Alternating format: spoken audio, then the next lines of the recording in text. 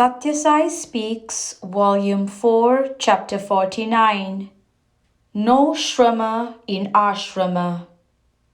I have been moving about in this region for 15 years, but this is the first occasion on which I have appeared in this charming ashram. I need not say that this is a great chance for you. A sumurtam, as they say, an event of auspiciousness. A state will have a constitution and a set of great laws. Sanatana Dharma is the law, and the Vedas are the constitution of the state of man. These were laid down by the sages who saw them in their moments of ecstatic intuition. That is why they are called seers. Hence the Vedas are called apaurashaya, not ascribable to any particular author. They are named Shruti, that which is heard, remembered, and held as a treasure in the memories of men. The Vedas are their own authority, just as the eye is the judge of what the eye reveals. You cannot smell a thing and judge its color. So the Vedas have to be judged by the Vedas only. The experience of the sages has to be tested by sages who seek that experience through the processes laid down in the Vedas, and in every case the process is followed, the experience is won, correctly and clearly as described. The Vedas have to be practiced. That is the purpose of these revelations. Merely learning them by rote is of no use. The Uttara Mimamsa section provides the knowledge necessary to liberate oneself from bondage and blindness. That is called Brahmanyana, for when one reaches a certain stage in sadhana, he realizes that all this is identical with Brahman, which is cause and effect, being and becoming both. The Bharata Bhumi, land of Bharat, which is inherently Yoga Bhumi and Tyaga Bhumi, land of godliness and sacrifice, is being dragged along the tracks of other Bhoga Bhumis, lands of enjoyment, and putting on the paraphernalia of worldly happiness. This is the path of ignorance, of hatred, of greed, of wickedness, and competition. What the rishis laid down is the best, for they trained themselves to be impartial and detached. The teachings of the Vedas were explained and elaborated in the Ramayana, Mahabharata, and Bhagavata, and in the commentaries by Shankara, Ramanuj, and Madhvacharya. Even those who were custodians of Vedic learning have now neglected it and taken to lesser studies. Dedicate your work as offerings to the Lord. Vimalananda, the head of this ashram, was in the previous status of life at Prashanti Nilayam for about a year. He had asked for my blessings when he took up this responsibility and this sannyasi status. On the passing away of his guru, the Malayala Swami, like the ocean calling to the river, the role of a monk was calling him. The Jiva and the Atma are so inextricably associated. It is the devotion and sadhana of aspirants that has taken such grand shape here. Do not ascribe it to one person. He inspired, but hundreds caught the inspiration and dedicated themselves to the task. Rama did not live in the forest away from the cities for the sake of its charm. He took it as an opportunity to be of service to the Maharishis, doing penance there, eager to come face to face with God. He moved about so that he could give Ananda to them. Malayala Swami came here to help the sadhakas, and the efforts of devotees are clear in the development of this ashram. Have a pure sense of vision and hearing. People have read much, but how much of their reading have applied in life? They repeat that the senses are enemies of the higher life, but they continue to be their slaves. Have a pure vision, then you will not find fault in others. Have a pure sense of healing, then you will not relish the scandals regarding others scattered by foolish men who do not know that they are but scandalizing themselves. Care more for Sarveshvara Chinta, thought of the Lord of all, not Sharira Chinta, thought of the care and upkeep of the perishable body. Every farmer knows that good deeds must be sown for getting a rich harvest. If the seeds are bad, his efforts are fruitless. Sow the seeds called Name of God in the well-prepared field of the heart. Feed it with the manure of faith. Have discipline as the fence to keep out stray cattle. Without a fence guarding the crop, farming will be like shooting without a bullet. All sound and no game. Prayer must come from the depths of feeling. The Lord looks for bhava, sincerity of feeling, not bhaya, outward pomp. With feeling, you can make the divine heart bloom in joy. The Karma Kanda and the Upasana Kanda, sections of the Vedas dealing with rituals and worship, insist on the worship of God and devotion to Him. They sing His glory and instruct man how to meditate on His splendor. They say that He is known by many names and appears under many forms. Ekam Sat, they say, only one exists. But Vipra Bahuda Vadanti. But the same one is known and described in many different ways by the wise. To know that you are that one, and therefore immortal, is your right, your heritage. That is why the Vedas acclaim man as Amritasya Putraha, children of immortality. The Guru dispels darkness like the sun.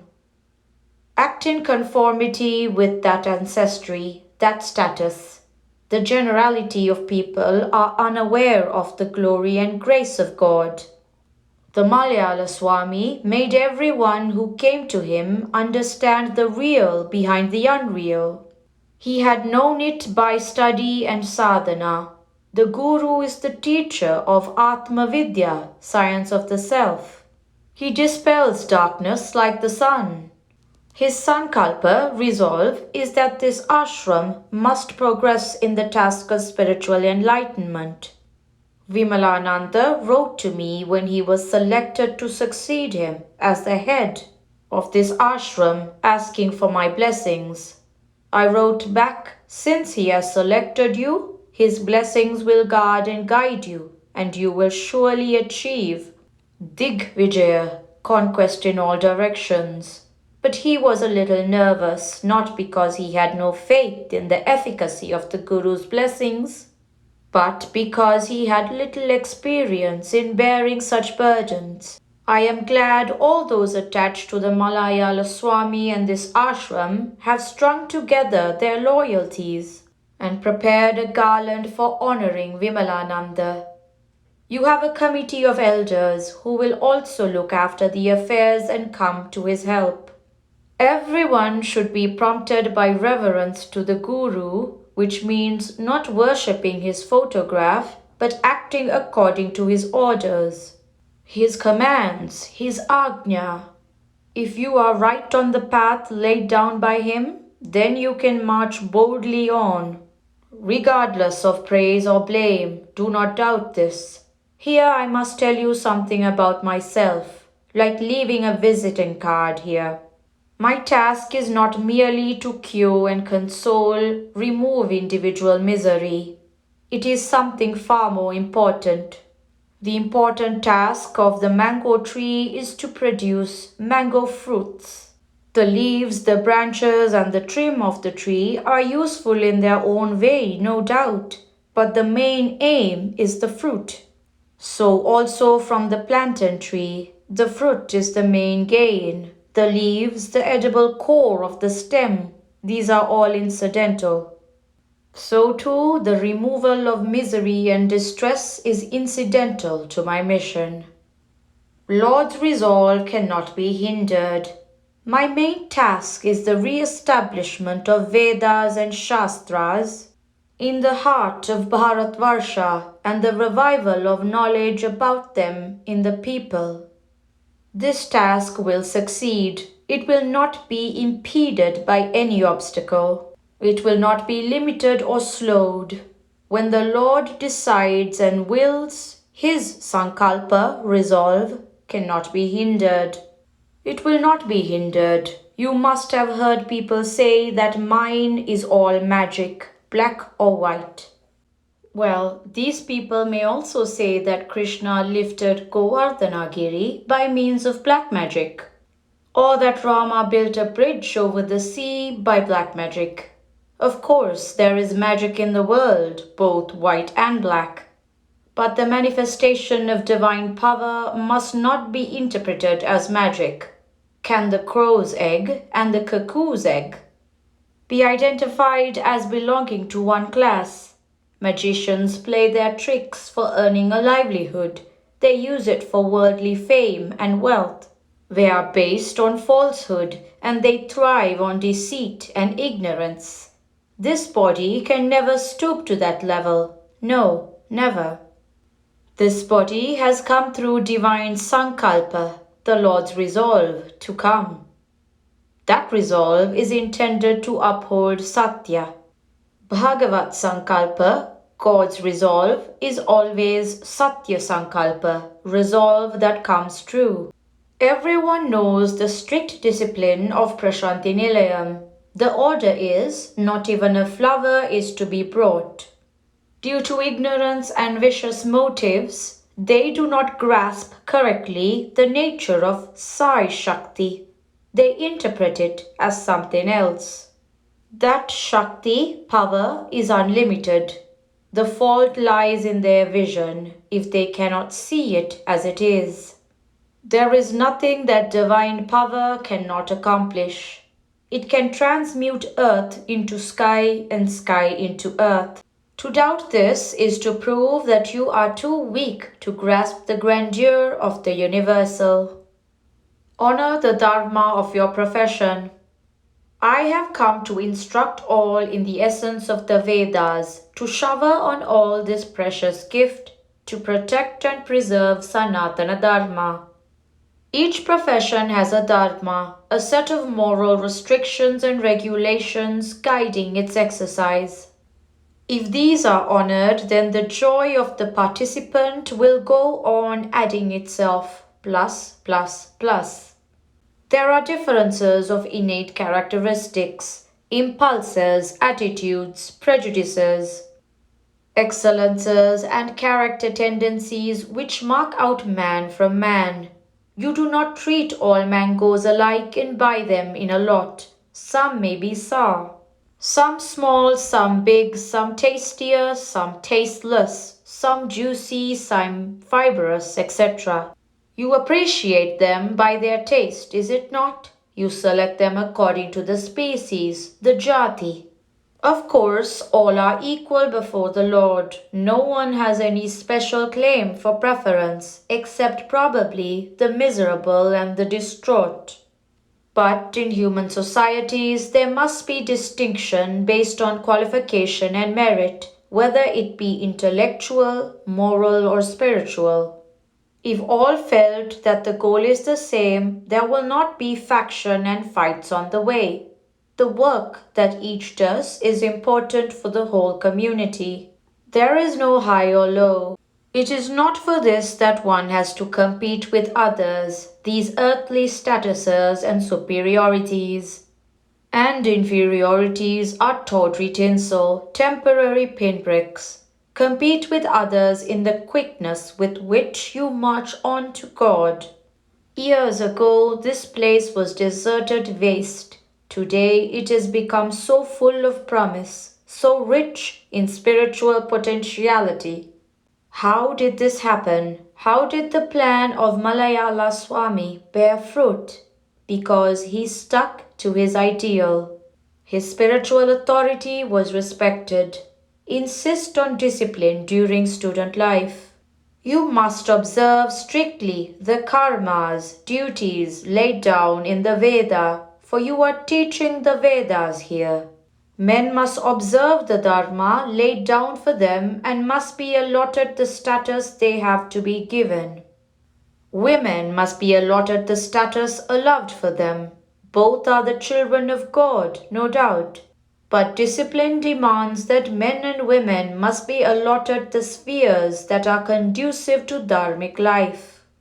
Insist on discipline during student life, only good can come out of the strictness.